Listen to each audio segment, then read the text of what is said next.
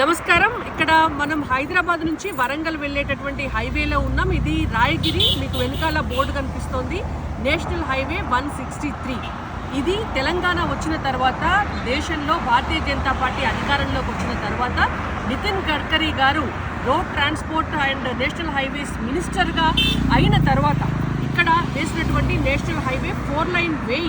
ఇది మొట్టమొదటి cement concrete road. అయితే ఇది తెలంగాణలో one of the best national highways. ఈ తెలంగాణ రాష్ట్రంలో మొత్తంగా కూడా వేస్తున్నటువంటి నేషనల్ హైవేస్లో ఇది మంచి హైవే వేసింది.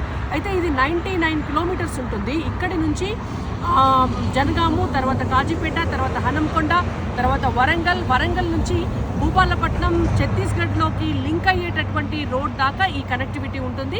అయితే దీన్ని వేయడం కొరకు 1906 కోట్ల రూపాయలు కేంద్ర ప్రభుత్వం నిధులు ఖర్చు పెట్టి తెలంగాణ ప్రజల రవాణా సౌకర్యార్థం ఈ నేషనల్ హైవే వేసింది. అయితే ఇక్కడ ఇంకొక ముఖ్యమైనటువంటి విషయం కూడా మనం గమనించాలి. 2014 కంటే ముందు 65 సంవత్సరాలు కాంగ్రెస్ పార్టీ అధికారంలో ఉన్నప్పుడు మొత్తం తెలంగాణ రాష్ట్రంలో వేసినటువంటి నేషనల్ హైవేస్ 2511 కిలోమీటర్లు. అయితే కేవలం ఈ 11 సంవత్సరాల్లో భారతీయ జనతా పార్టీ అధికారంలోకి వచ్చిన తర్వాత తెలంగాణ రాష్ట్రంలో వేసినటువంటి నేషనల్ హైవేస్ 2526 కిలోమీటర్లు. ఇంకా భవిష్యత్తులో వేయబోతున్నటువంటివి, అంటే పని నడుస్తూ ఉన్నటువంటివి 2269 కిలోమీటర్లు.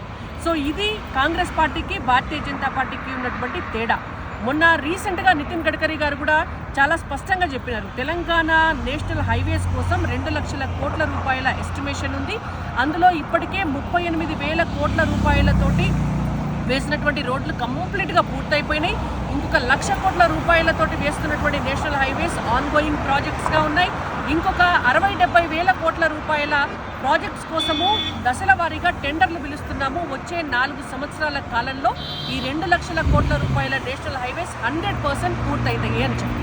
సో తెలంగాణ ప్రజల సంక్షేమమే నరేంద్ర మోడీ గారి ప్రభుత్వ లక్ష్యం. జై తెలంగాణ, భారత్ మాతా కీ జై.